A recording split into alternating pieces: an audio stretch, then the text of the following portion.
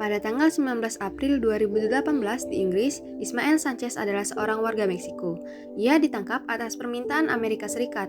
Menurut Departemen Kehakiman AS, Sanchez diyakini sebagai kepala gabungan dari Organisasi Perdagangan Narkoba di Meksiko, serta Sanchez pun mengawasi dan mengelola pekerjaan para konspirator di AS untuk mendistribusikan narkoba di Atlanta, Georgia. Pada pasal 3 konvensi, no one shall be subjected to torture or to inhuman or degrading treatment or punishment, yaitu kemungkinan pemohon untuk dipenjara seumur hidup tanpa ada pembebasan bersyarat dan ekstradisi untuk prasidang, dan pasca hukuman melanggar pasal 3 konvensi. Adapun instrumen hukum, kasus Sanchez ini mendakwa bahwa ekstradisinya ke Amerika Serikat akan melanggar pasal 3 ICHR karena jika ia terbukti bersalah atas tuduhan terhadapnya, Sanchez beresiko menerima hukuman penjara seumur hidup tanpa kemungkinan pembebasan bersyarat. Instrumen hukum yang digunakan dalam kasus ini yaitu A. Undang-Undang Ekstradisi atau Extradition Act 2003 pada pasal 87 tahun 2003 tentang hak asasi manusia. B. Pasal 3 Konvensi Eropa tentang Hak Asasi Manusia. C. Pedoman Hukuman Amerika Serikat mengenai prinsip penjatuhan hukuman di Judul 18. Dan D. Buku Sumber Interaktif Komisi Hukuman AS, Laporan Komisi Hukuman AS. Ada beberapa analisis dalam kasus ini. Yang pertama, Sanchez mengajukan bahwa ekstradisinya melanggar pasal 3 konvensi. 2. Permohonan tidak diterima oleh pengadilan negeri oleh hakim. Karena hal ini melalui A. Setiap hukuman penjara seumur hidup tidak akan dapat direduksi. B. Hakim distrik menemukan fakta bahwa pemohon kemungkinan akan menerima hukuman seumur hidup, namun hakim pengadilan tinggi tidak setuju dengan adanya hal ini. C. Pemerintah berpendapat jika dipertimbangkan dengan mengacu pada standar yang lebih tinggi yang berlaku untuk rezim, hukuman dan pembebasan di negara yang berkontrak.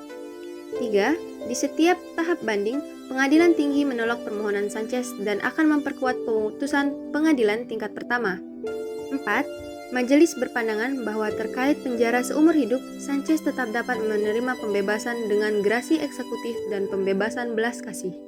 5. Dapat dikatakan bahwa ekstradisi pemohon tidaklah melanggar pasal 3 Konvensi Hak Asasi Manusia dikarenakan A. Setiap hukuman penjara seumur hidup tidak dapat direduksi sebagaimana yang disebutkan oleh hakim distrik.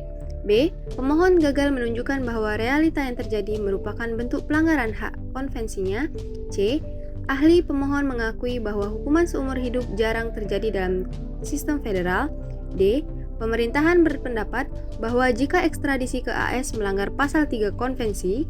E. Pemerintah menyatakan bahwa hukuman penjara seumur hidup dapat dalam kerangka hukum federal AS bukanlah hukuman seumur hidup yang tidak dapat direduksi dalam arti jurisprudensi konvensi.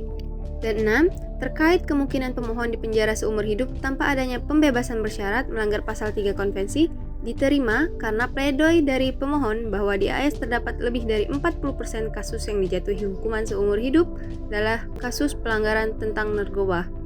Yang terakhir adalah analisis dari kelompok kami. Setuju dengan putusan terkait ekstradisi yang tidak melanggar pasal 3 karena ekstradisi merupakan perjanjian yang sudah disetujui oleh negara-negara sebagai pihak. Negara dalam hal ini mengadakan ekstradisi tetap dan harus menghormati martabat manusia dan tidak menganiaya sesuai dengan pasal 3. Jika ada tindakan yang melanggar, maka negara kontraktor harus bertanggung jawab atasnya. Sebenarnya, yang menjadi pokok permasalahan di sini adalah penjara seumur hidup sebagai kemungkinan hukuman yang akan dijatuhi. Terkait penjara seumur hidup melanggar pasal 3, pengadilan memutuskan bahwa pemohon itu dapat diterima. Kelompok kami setuju karena melihat kenyataan di AS bahwa kasus yang dijatuhi hukuman seumur hidup hanya ada 40%, yaitu kasus perdagangan narkoba. Tetapi perlu digarisbawahi bahwa pemohon tetap dapat mengajukan gerasi eksekutif dan pembebasan belas kasih.